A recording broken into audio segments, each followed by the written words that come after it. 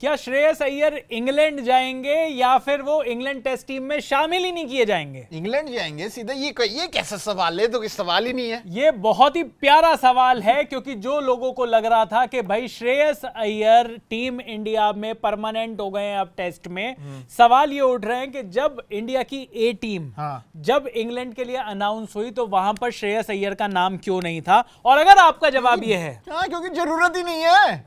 India ए में थोड़ी खेलेंगे। श्रेयस अय्यर अब इतने बड़े हो गए हैं, रोहित शर्मा वैसे रिटायर हो गए, विराट कोहली रिटायर हो गए, तो अब श्रेयस अय्यर को क्या ये इंडिया ए ये बच्चों के साथ खेलेंगे जाके वो कोई? पर यशस्वी जायसवाल जो कि ऑलरेडी टीम में परमानेंट हैं, वो वहां पर हैं। उनको इंग्लैंड ए टीम में भेजा गया है। उम्र छोटी है ना उनकी। ध्रुव जुरेल जो लास्ट टेस्ट सीरीज खेले इंडिया ऑस्ट्रेलिया के लिए, वो वहां पर हैं। शुभमन गिल और साई, इन दो खिलाड़ी है, ये जो दो खिलाड़ी जो गुजरात टाइटंस के लिए खेलते हैं, जो कि आईपीएल के लगभग शायद फाइनल खेले हैं, उनका भी नाम है कि वो दूसरे मैच से पहले वहां पर हैं, पर श्रेयस अय्यर का नाम नहीं है। और जो सच्चाई है वो ये है कि भाई श्रेयस अय्यर जिस स्पॉट के लिए, मिडिल ऑर्डर के लिए जिसके लिए बात कर रहे हैं, वहां के जो कंटेंडर्स हैं वो ऑलरेडी इंग्लैंड के लिए अनाउंस जो इंडिया ए टीम हुई है वहां पर भेजे जा चुके हैं। पर उसमें से मुझे नहीं लगता 2 बंदों से ज्यादा कोई आएगा। और मिडिल ऑर्डर वाले तो वैसे, जब श्रेयस अय्यर हैं तो मिडिल ऑर्डर के लिए एक बंदा आपको अलग से लाने की क्या जरूरत है? ऑल्दो उस टीम के अंदर आपके पास ध्रुव जुरेल है, उस टीम के अंदर आपके पास करुण नायर है, ठीक है, उस टीम के अंदर आपके पास सरफराज खान भी है। बिल्कुल। पर ये सरफराज खान लास्ट सीरीज वो न्यूजीलैंड के खिलाफ सीरीज खेले थे, वहां पर सेंचुरी भी बनाई थी, पूरे ऑस्ट्रेलियन टूर पर उनको मौका नहीं मिला। उसके अलावा ध्रुव जुरेल मिडिल ऑर्डर में खेल कर गए ऑस्ट्रेलिया में 2 मैचेस में। उसके अलावा तीसरे जो कंटेंडर हैं करुण नायर, उनकी लगातार बात हो रही है कि भाई डोमेस्टिक में उन्होंने जितना बढ़िया परफॉर्मेंस दिया था, इस वजह से उनको होना चाहिए टीम में, स्क्वाड में होना चाहिए। लेकिन अगर डोमेस्टिक की ही बात हो रही है तो श्रेयस अय्यर ने जिस डोमेस्टिक ट्रॉफी पे हाथ रखा है वो अपनी कर ली है। लेकिन वहां पर टेस्ट मैचेस नहीं खेले ना, रणजी खेली उन्होंने बिल्कुल। लेकिन उनकी जो परफॉर्मेंस जो ज्यादा अच्छी निकल कर आई वो या तो आईपीएल 2024 में थी या सैयद मुश्ताक अली ट्रॉफी में थी। रणजी में उन्होंने मैचेस खेले और रणजी के मैचेस खेलने ना खेलने की वजह से ही तो वो टीम इंडिया से बाहर हुए थे। तो ज्यादा उनके पास उन्होंने जो रेड बॉल से, अब आप कह रहे हो कि उनकी परफॉर्मेंस बहुत बढ़िया चल रही है, तो ये जो कलर ब्लाइंड आदमी होता है, ये भी रेड लेदर बॉल और व्हाइट लेदर बॉल में पहचान लेता है कि कौन सी लाल है और कौन सी सफेद। पर बीसीसीआई नहीं पहचान पाती।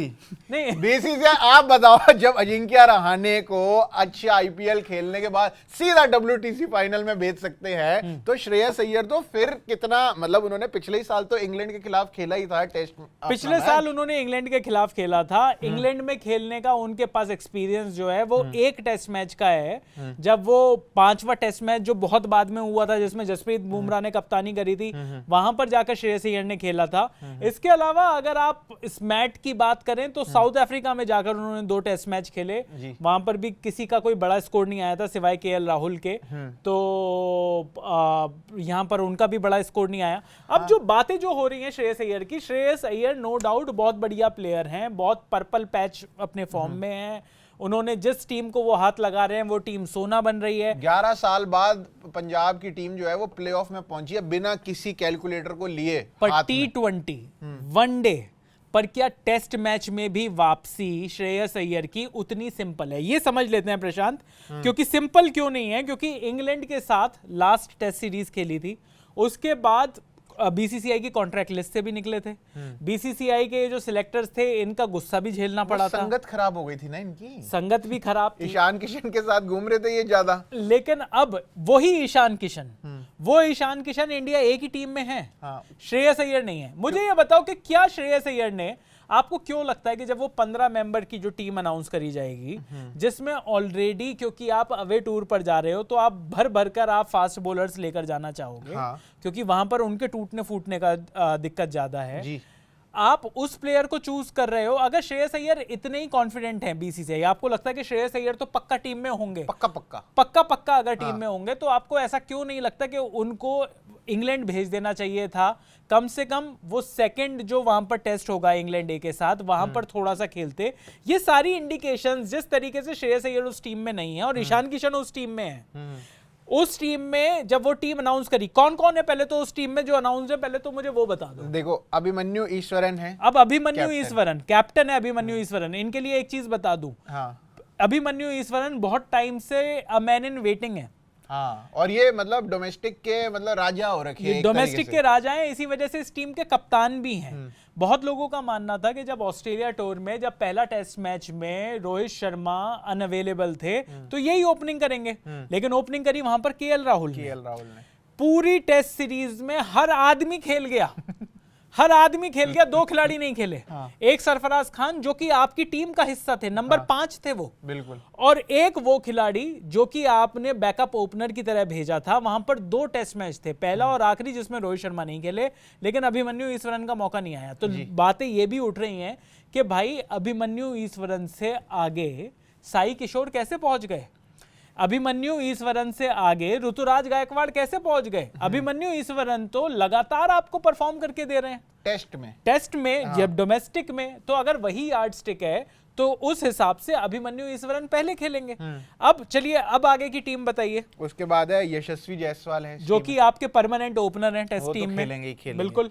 फिर है करुण नायर जिनकी जो डोमेस्टिक में परफॉर्मेंस बहुत तगड़ी थी। रणजी ट्रॉफी में बहुत रन बनाए, शायद 4 से 5 सेंचुरियां इन्होंने मारी हैं। बिल्कुल, और उस वजह से वो टीम में वापस आए हैं। बिल्कुल, वहां पर बनते हैं। उसके बाद है ध्रुव जुरेल, अगेन वो खिलाड़ी जो आइडेंटिफाई किया गया है कि इसका जो टेस्ट में जो इसका टेम्परामेंट है, जिस तरीके से ये खेलता है, जो टेक्निक है, वो बड़ी सॉलिड है। और 91 रन की पारी इन्होंने खेली भी हुई है इंग्लैंड के ही खिलाफ उस सीरीज में थे जब ये कोना भरत की इन्होंने जगह खाई थी और बिल्कुल कोने में धकेल दिया था। और वो उनको निकालते, वो कोना भरत 3 मैच में फ्लॉप हुए, उसके बाद चौथे मैच में आए, 90 रन मार दिए एक पारी। बिल्कुल, लेकिन यहाँ पर अब उनको ऑस्ट्रेलिया दौरे पर भी गए थे वो, वहां पर भी जाकर वो 2 टेस्ट मैच खेल गए, यानी कि वो भी कंटेंशन में है। अगला नाम बताइए। और ये इस इंडिया ए के वाइस कैप्टन भी हैं। तो और ईशान किशन से आगे विकेट कीपिंग करेंगे। हो सकता है ईशान किशन को मौका ना मिले, इनको जरूर मिलेगा। हाँ, बिल्कुल। आगे बताइए। उसके बाद है नीतीश कुमार रेड्डी, अगेन वो वाला प्लेयर जो कि आपकी लास्ट बॉर्डर गावस्कर ट्रॉफी में नंबर 2 था इंडिया की तरफ से रन बनाने में। सबसे ज्यादा रन यशस्वी जायसवाल के, लेकिन नीतीश रेड्डी के नंबर 2 पर रन थे, और लगातार शायद आखिरी टेस्ट मैच को छोड़कर बाकी सारे मैचेस में उनके रन थे। इनफैक्ट 2 मैचेस तो इस तरीके से रहे जहां पर वो हाईएस्ट स्कोरर थे दोनों इनिंग्स में इंडिया की तरफ से। तो नीतीश कुमार रेड्डी अगेन बैटिंग में, लोग कहेंगे कि नीतीश कुमार रेड्डी की शायद बॉलिंग मतलब बैटिंग उतनी बढ़िया नहीं दिखाई दे रही जितनी आईपीएल में। लेकिन अगेन अगर आप रेड बॉल की बात करो, आप देखो, ये देखो बॉर्डर गावस्कर ट्रॉफी के बाद उनको इंजरी हुई। उसके बाद वो इंजरी के बाद आईपीएल में वापस आया, और उसके बाद से ना तो आईपीएल में उनसे बॉल डलवाई गई। अब आते आते आखिरी के एक आध मैच में उनको ट्राई किया गया, लेकिन बैटिंग उनकी बिल्कुल भी वैसी पर बैटिंग में ये कहा भी जाएगा कि बैटिंग में उनको उस नंबर पे बैटिंग करने को भी नहीं दी। शुरुआत में मिला, शुरुआत के पहले 3-4 मैचेस में जब हैदराबाद ने उनको दिया मौका, चौथे नंबर पर नहीं, पांचवें नंबर पर, और वो पहले जिस सीजन में वो निखर कर आए थे वहां पर वो तीसरे या चौथे नंबर पर आ रहे थे। यहाँ पर आप 5वें नंबर पर डाल रहे हो और पूरी टीम ही गंदा परफॉर्म कर रही है। ऐसा नहीं है कि उनकी परफॉर्मेंस की वजह से हारे।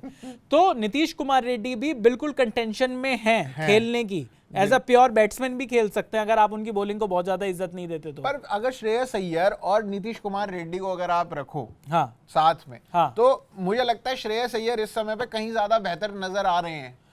देखो अगेन, आप व्हाइट बॉल और रेड बॉल 2 अलग अलग चीजें हैं।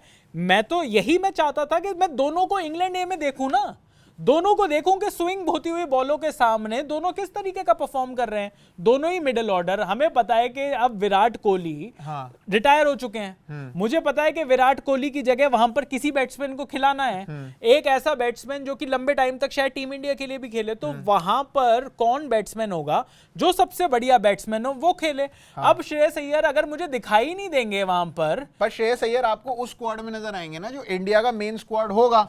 और फिर जो इनका वो जो इंटर स्क्वाड वाला मैच उसमें है, देखेंगे, जो हमें पता ही नहीं चलेगा कि अंदर क्या चल रहा है उसमें देखेंगे। वो तो वैसे भी दोनों टीमें आपस में, ये तो आप भी बॉक्स क्रिकेट खेलते हो, प्रैक्टिस में पता चलता रहता है कि कौन सी टीम क्या है। अपना ही बॉलर है, अपना ही बैट्समैन है, ना कोई प्रेशर है, ना कोई स्क्रूटनी है।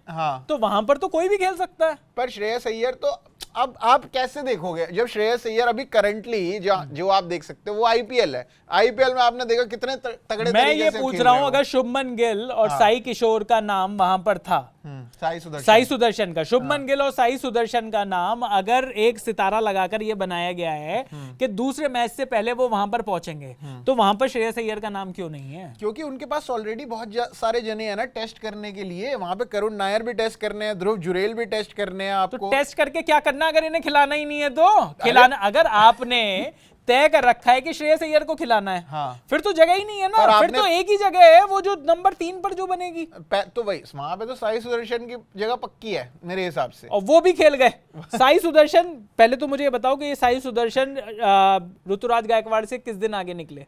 ये निकल गए बस जिस दिन धोनी भाई ने कहा कि तेरी कोहनी में चोट लगी है ऋतुराज, उस दिन साई सुदर्शन आप देखो ना जिस हिसाब से वो आईपीएल खेल रहे हैं भाई, 37 का एवरेज है साई सुदर्शन का यार डोमेस्टिक में। पर आप ये देखो जिस हिसाब से वो आईपीएल खेल रहे हैं वो बिल्कुल टेस्ट के तरीके से है, वो चौके निकाल रहे हैं। और आईपीएल में क्योंकि मैं ये कप्तान साहब को देख ही नहीं पा रहा हूं, अभिमन्यु ईश्वरन को, तो मुझे पता ही नहीं कि वो कैसा खेलेंगे।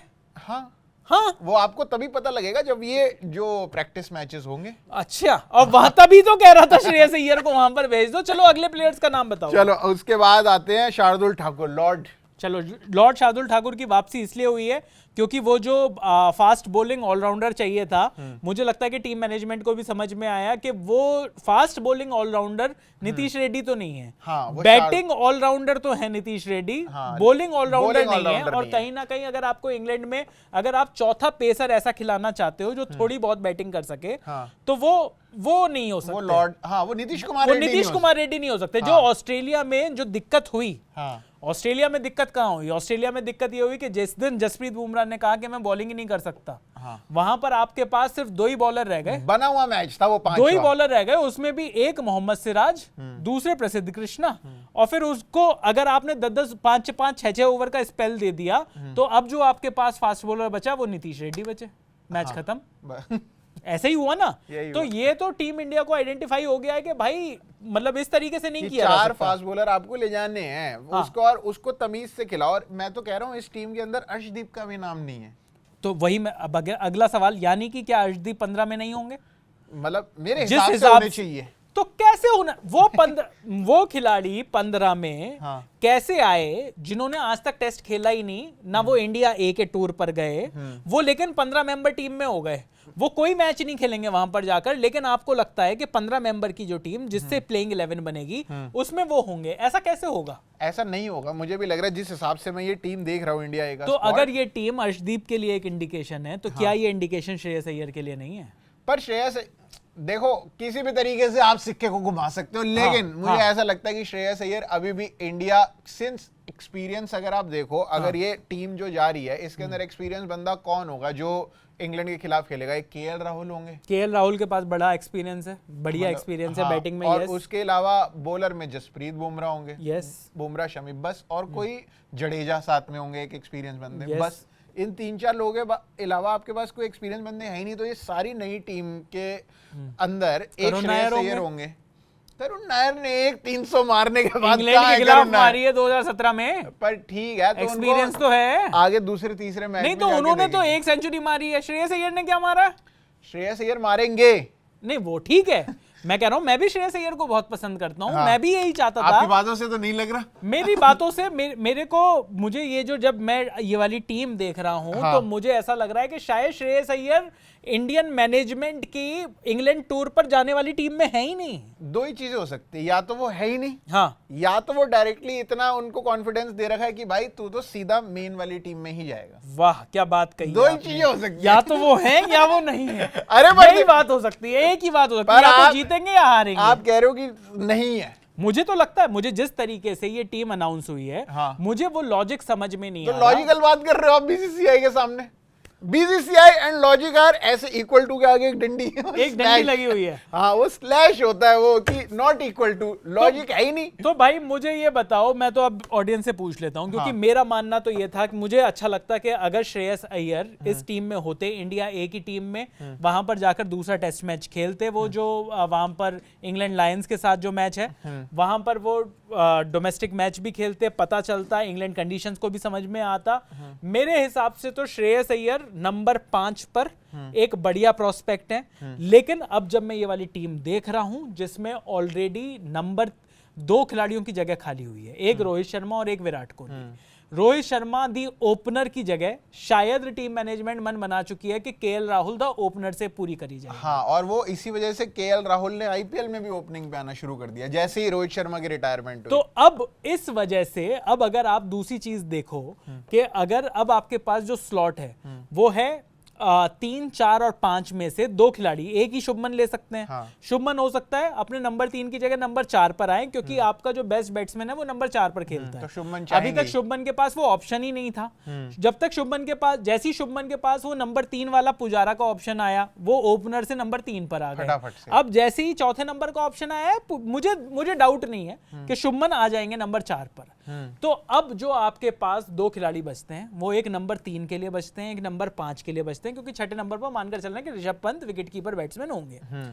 3 और 5 के लिए जो लड़ाई है, उस लड़ाई में कितने सारे लोग हैं, मैं थोड़ा सा आपको बस उतना ध्यान दिलाना चाहता हूं। आपके साई सुदर्शन भी हैं, आपके नीतीश रेड्डी भी हैं, आपके ध्रुव जुरेल भी हैं, आपके श्रेयस अय्यर भी हैं, आपके करुण नायर भी हैं, आपके सरफराज खान भी हैं।